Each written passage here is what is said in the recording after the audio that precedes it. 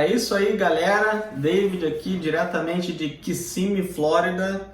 E hoje eu vou falar de um assunto que o pessoal pediu aí. Algumas pessoas pediram para eu falar desse assunto. E é o assunto desse vídeo. Qual é o nível de inglês necessário para trabalhar em uma empresa americana, né? Essa é a dúvida aí de muitas pessoas, de muitos brasileiros. Então eu vou falar um pouco da minha experiência com isso e também de como a universidade lida com isso e também de como as empresas americanas lidam com isso, tá? Então eu acho que a gente pode começar aqui falando um pouquinho do inglês em geral do mundo todo, né? Então, por exemplo, como eu disse no outro vídeo, a Índia, uma das línguas que eles falam é inglês, então eles têm o próprio inglês deles lá, o inglês indiano, que nem todos os americanos conseguem entender, eles levam um tempo para conseguir entender, e aí depois que eles percebem os padrões, eles conseguem entender melhor o indiano falando, tá? Então, na universidade, como a maioria das universidades que você pode se inscrever nos Estados Unidos, ela chama-se internacional, né? A área de estudantes internacionais. Então, você tem gente do mundo todo. Então, você tem lá chinês, tailandês, nego do Afeganistão, indiano, tudo, né? E como que é o inglês desses caras, né? Eu tive a oportunidade de estar trabalhando com essa galera, né? Quando eu entrei na universidade, meu primeiro grupo que a gente fez tinha um camarada da Mongólia, um egípcio, um do Uzbequistão, tá? E eu era brasileiro e esse foi o meu primeiro grupo lá. Então eu já tive ali uma percepção de como é o inglês da galera, né? E assim, a galera, cara, assim, os tailandeses têm um inglês muito complicado de entender, Afeganistão muito difícil de entender, chinês talvez seja um dos piores, é muito difícil de entender o chinês falando inglês, nem eles entendem eles mesmos, né? Quando um chinês fala com o outro, você pode ver, eles sempre falam em chinês, porque se eles falarem inglês, eles mesmos não conseguem se entender, tá? Os indianos é mais fácil de entender, tá? E aí você vai tendo uma base, né, dessa galera. Uma coisa interessante, assim, comparando o brasileiro com o chinês chega e fala, cara. Ele pode estar falando palavra errada, ele pode estar, não sabe como se fala uma palavra, ele inventa na hora, ele não liga. O cara simplesmente sai metralhando e pronto. E ele fala como se ele tivesse o inglês mais perfeito do mundo. O brasileiro já não, o brasileiro já fica pensando, ele pô, como é que é essa palavra? Aí ele se desculpa, ele fala, oh, I'm sorry, my English is not so good. O brasileiro tem essa mania, isso, a galera dos outros países não tem isso, tá? Então, por aí você já consegue ter uma métrica de que o brasileiro se preocupa muito com isso, enquanto a maioria dos outros países não estão nem aí. Né? Um dos meus amigos lá do grupo era da Mongólia, eu esqueci de falar dele, da Mongólia, desse meu primeiro grupo, e ele mal falava, cara, ele mal falava mesmo, ele falava yes, no, e pouquíssimas coisas ele falava, ele chegou lá realmente muito cru no inglês. Acabou que depois de um ano ele estava falando muito melhor, muito melhor. É um grande amigo meu, ele se tornou um dos meus melhores amigos aí, tá? Da Mongólia, o cara. Então, o que acontece? O inglês chinês, na minha opinião, é um dos piores que tem. Você não consegue entender praticamente nada. Você acha que o cara tá falando inglês e tu acha que ele ainda tá falando chinês, né? O inglês tailandês é difícil também, o do Afeganistão também é ruim, mas melhor do que o tailandês e o chinês e tal. E o brasileiro? Aí que entra a pergunta, como é que é o inglês do brasileiro comparado a esse inglês dos outros países, tá?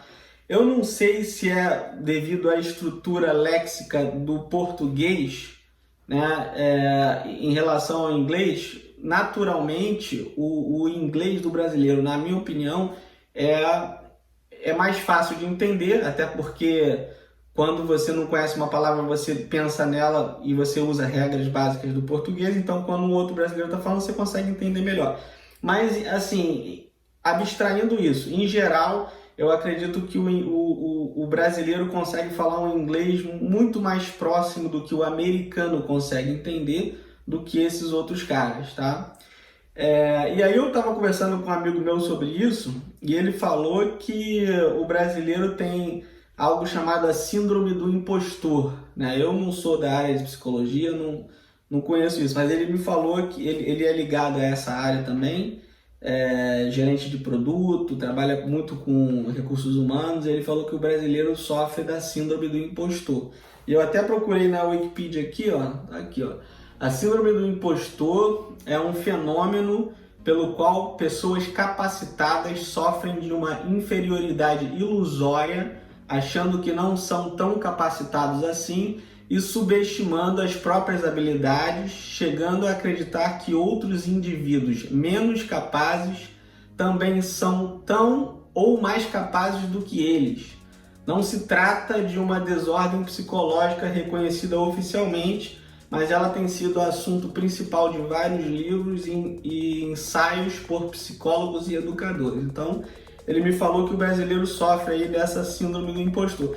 E assim, sendo uma pessoa que não entende muito psicologia, a minha opinião, eu acho que isso é isso mesmo. Eu acho que pode haver sim sabe, uma síndrome ali, alguma coisa ligada a isso, uma dificuldade que o próprio brasileiro impõe a ele mesmo, porque como eu disse, assim, naturalmente você vê um brasileiro falando inglês, ele quando é cru, você vê que ele tem muito sotaque, só que o sotaque brasileiro é muito mais compreensível do que, por exemplo, um sotaque chinês, que o cara arrasta o X em tudo que ele fala.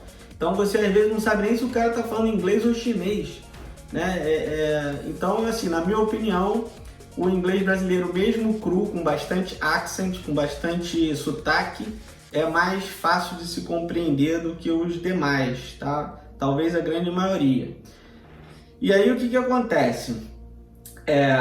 As universidades americanas, como que elas funcionam? Quando você vai aplicar para uma universidade, dependendo da universidade, cada uma tem uma regra. Algumas vão pedir para você fazer o TOEFL, outras vão fazer uma entrevista contigo. No meu caso foi assim, eu tive uma entrevista, uma pessoa me ligou por Skype, a gente agendou um horário, e a minha prova, o meu teste, a minha avaliação inicial é conversar com essa pessoa, simplesmente. Então a gente conversou, a gente bateu um papo de mais ou menos 10, 15 minutos, ela me perguntou sobre as coisas que eu gosto, me falou lá da universidade, como era, pediu minha opinião, ela me perguntou várias coisas, a gente teve um chat mesmo, né? E fui aprovado, tá? Essa é a análise inicial da minha universidade. Não precisava de TOEFL, não precisava de nenhum tipo de prova. Era só uma entrevista mesmo por Skype. E aí quando você tira teu visto e você chega para estudar, quando você chega lá, você tem mais duas avaliações de inglês. Uma é uma prova, geralmente eles usam a própria prova do TOEFL, tá? E a outra é uma outra entrevista in person com uma pessoa, um americano nativo, que essa pessoa vai avaliar o seu inglês. Então você faz a prova do TOEFL e eles têm lá uma nota mínima que eles aceitam e você faz essa entrevista com a pessoa para avaliar o seu inglês. Então eles pegam essas duas coisas e eles vão usar lá a regra deles para uma métrica para se você deve fazer o ESL ou não. O ESL é um programa chamado English as Second Language, é um inglês como a sua segunda língua, que a própria universidade já te coloca nele se eles acharem que você precisa, né? Porque a maioria desses cursos de mestrado, doutorado, você vai precisar fazer aquele passo que eu falei, que é a entrevista, entrevista não, desculpa, que é o estágio, você vai precisar fazer um estágio, e aí os caras sabem que você precisa ter um mínimo de comunicação para poder passar no estágio, para poder trabalhar numa empresa americana. Eles sabem disso, então eles avaliam o teu inglês quando tu chega lá na universidade e caso o teu inglês esteja bem abaixo, eles te mandam para o ESL. Então, todos os chineses vão para o ESL, todos. Eu não vi um que não foi, tá? E é até engraçado, estava na aula de algoritmo, aí a menina chinesa começou a falar com o professor, aí o professor olhou para ela e falou assim, você tá no ESL, né? Aí ela, mas como você sabe? Eu falo, não, pelo teu sotaque. Ali o cara deu uma desconversada, ela, nossa, ela ficou até meio assim. O cara tipo falou assim, ó, tu precisa ir pro ESL, tá? Deu essa dica pra ela lá. E ela já tava no ESL, lógico. Aí ela falou, ela só perguntou, como que você sabe? Aí ele falou, eu recomendaria o ESL pra você. Tá? Então a própria universidade tem essa análise ali da proficiência que você tem no inglês, se você vai precisar ir para o ESL ou não. O ESL resolve? Tu vai sair de lá falando melhor? Nem sempre. Né? Os chineses saem um pouco melhor, mas ainda continua, porque o problema deles é o sotaque. Cara. O sotaque deles é bem complicado. Mas ajuda vocabulário, ajuda sim, com certeza, tá? Eu vi pessoas entrando no ESL, eu não precisei fazer o ESL, eu fui aprovado, mas eu vi pessoas lá saindo do ESL falando bem melhor. Esse meu amigo, o da Mongólia, ele, como eu disse, não falava nada. O moleque era praticamente imune, a gente achava até que o moleque tinha problema cognitivo, mas não, ele não sabia falar mesmo. Ele, depois de um ano, ele já estava falando pra caramba e tal, e foi bem legal ver essa evolução dele lá, tá? Então, assim, respondendo a pergunta, qual é o nível esperado para trabalhar em uma empresa americana, tá? Essa resposta não é minha opinião, é o que a própria universidade te responde, tá? A universidade, quando você chega ao ponto de que você terminou o teu estudo on campus, né? Tudo que você tinha que fazer dentro do campus, e você vai pleitear uma vaga em uma empresa para fazer o teu estágio, ela te dá um pequeno treinamento, e a resposta que eles dão a essa pergunta é a seguinte, eles falam, qual o nível esperado para trabalhar em uma empresa americana? A resposta é um nível que você seja compreendido e compreenda, tá? Então você tem que se fazer compreendido, né? As pessoas têm que entender o que você fala e você precisa compreender o que as pessoas falam para você, tá? Então aí a galera pergunta, mas você tem que ser fluente em inglês? A resposta é não, você não tem que ser fluente em inglês. Fluente, o que é fluente para mim? Fluente é você falar uma língua tão bem quanto você fala a tua própria língua nativa. Então você vai falar inglês tão bem quanto você fala português. Isso não é uma coisa que você aprende em curso de inglês, isso não é uma coisa que você aprende em livro, não. Isso é uma coisa que você aprende praticando ao longo dos anos. Não tem como o cara se tornar fluente em semanas, meses. Isso é ao longo dos anos, que ele vai aprendendo novas palavras, palavras mais populares, palavras mais tradicionais. Então ler livro é muito bom para você adquirir vocabulário. E o principal, não adianta você ter um super vocabulário, como eu vi uma vez o cara falar, os chineses têm um vocabulário maravilhoso, só que ninguém entende os caras, porque não adianta você ter um bom vocabulário, você tem que treinar a fala e tem que treinar a audição. Né? Você precisa entender o que os americanos falam, né? Os ingleses, qualquer falante da língua inglesa. Você tem que entender o que eles falam e você tem que se fazer compreendido por eles. Tá? Então você tem que ter ali necessariamente assim, o accent é um problema? O sotaque é um problema? Não, não é um problema. Nunca foi. Só que você tem que falar de uma maneira que você possa ser entendido, né? Então, por exemplo, uma vez eu estava conversando com o pessoal e aí eu precisava falar a palavra componente e eu não sabia, não tinha estudado essa palavra. Como que eu falo a palavra componente? Então, eu pensei no português, componente, e falei component, né? Na verdade, eu falei component, eu não falei component, eu falei component, porque no português é componente. Então eu pensei, eu já li essa palavra antes, então é component. Então eu falei component e não, o cara não entendeu. Falou, mas o que você está querendo dizer? E aí eu fui ver que só muda a sílaba tônica. Em inglês é component, você só muda a tônica. Né? Então não adianta você conhecer a palavra escrita, você também tem que saber como falar aquela palavra. E o inglês, ele não é igual ao português, que você consegue falar a palavra só lendo ela. Não, o inglês tem regras diferenciadas para tudo, então você efetivamente tem que conhecer a palavra, você tem que saber falar ela e você tem que saber, quando alguém falar, você tem que saber identificar essa palavra, tá? Então, vamos lá, a gente falou de qual o nível que a gente precisa para trabalhar numa empresa americana, resumindo aqui tudo, né? Então, é um nível que você possa compreender e ser compreendido. Essa é a resposta para essa pergunta. Como é o inglês do brasileiro em relação ao resto do mundo? Na minha opinião, ele é um inglês mais fácil de ser entendido pelo americano do que, por exemplo, o chinês, o tailandês, a galera do Afeganistão, né? Então eu acredito que o inglês brasileiro, assim, os brasileiros que eu conheci na universidade, os caras chegavam com um accent muito grande, os caras falavam com muito sotaque, mas eles eram compreendidos, né, pelo staff, né? Vamos usar o staff como referência aqui, os employees da universidade, os professores, a galera da área de inscrição, eles eram compreendidos. Agora, o chinês, a galera já tinha mais dificuldade de entender eles, né? Então, o brasileiro chega com bastante accent e ao longo do tempo ele vai melhorando isso, tá? Como eu falei, nada melhor do que o tempo, a prática, o exercício que a pessoa vai melhorando. Ela vai vendo, por exemplo, esse exemplo que eu dei da palavra component, a pessoa vai aprendendo como que fala a palavra da maneira correta.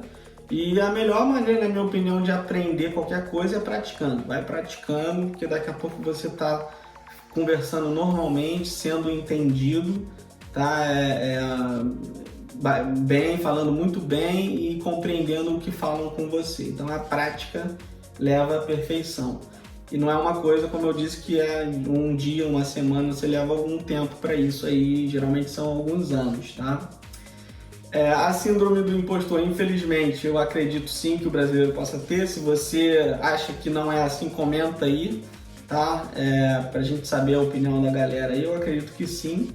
Tá? Eu acho que o brasileiro em geral, não falando só do inglês, eu acho que em geral, assim, na área de tecnologia, ele é muito bom, tá?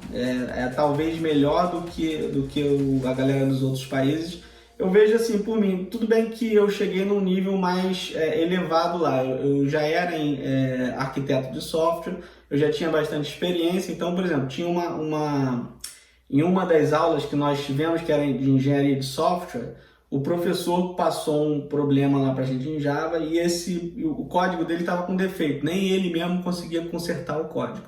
Então, da classe toda, só eu fui capaz de fazer aquele código dele funcionar. Nem ele mesmo conseguiu, ele teve que escrever outro código do zero, mas eu consegui, eu mandei para ele esse código e foi até por isso que eu tirei A na aula dele, não foi por nota, não foi porque eu consegui resolver esse problema. Ele falou, pô, legal que você conseguiu fazer isso. Então, o brasileiro assim, acredito que é acima da média se você comparar com os outros profissionais, mas isso é uma opinião minha também, né? A galera fala muito dos indianos. Os indianos dominam o mercado de tecnologia. No outro vídeo eu já falei o porquê. O inglês é uma das vertentes que faz o indiano dominar essa área, porque na Índia se fala inglês também. E também esse contrato que as universidades indianas têm com as universidades americanas, que o cara já entra num programa que já manda ele em algum momento para lá, para os Estados Unidos, para ele continuar lá. Então, existe ali uma ligação muito forte entre os Estados Unidos e a Índia, tá? Até a ligação mesmo de trabalho, né? Tem muito indiano trabalhando na própria Índia para as empresas americanas, né? Remotamente. Isso está se tornando maior agora, está se expandindo para o mundo todo, inclusive para o Brasil também, por causa do problema imigratório aqui dos Estados Unidos, né? Tem dificultado bastante a entrada dos imigrantes em geral, sejam até pelo próprio visto H1B, de High Skilled Professional. Então as empresas não estão conseguindo contratar mais gente, então eles estão tendo que buscar recursos fora dos Estados Unidos. Então a demanda de trabalho remoto aumentou bastante, inclusive é uma dica também, assim, o inglês é um ótimo lugar para começar. Então estuda inglês, depois tenta fazer uma entrevista para um trabalho remoto. E a partir dali, eu acredito que se você fizer um bom trabalho remotamente, você abre portas para o cara trazer você para os Estados Unidos, caso seja o seu interesse também, né? Então é isso. Um amigo meu me perguntou sobre. Ele falou: "Olha, você consegue falar um pouco da área financeira também, área bancária?" Então, tudo isso que eu estou falando aqui da área de tecnologia se aplica também a outras áreas, tá? Corporativas, assim. Porque os vistos são os mesmos, as regras são basicamente as mesmas, o processo de entrevista é idêntico, tem todas aquelas fases que eu falei: screening call, entrevista in person, vai conversar com o hiring manager, isso é padrão para todas as áreas. Então, inclusive tudo que eu estou falando aqui para o inglês também vale para outras áreas, não só a área de tecnologia, tá? E eu acho que é isso. Tá? Dá um like aí se você gostou do vídeo, se inscreve no canal e vamos lá, vamos continuar. A ideia aqui desse canal é estar sempre postando vídeos para ajudar o pessoal, a galera brasileira que tem interesse em trabalhar nos Estados Unidos, seja na área de tecnologia ou qualquer outra área, né, que é corporativa. E é isso aí. Se você tem alguma ideia de um vídeo legal que eu possa fazer também, comenta aí. Faz um comentário aí para eu saber. Esse vídeo eu tô gravando porque a galera pediu para eu falar um pouco sobre isso, sobre o nível de inglês necessário para trabalhar em empresa americana, e espero ter ajudado aí. Valeu!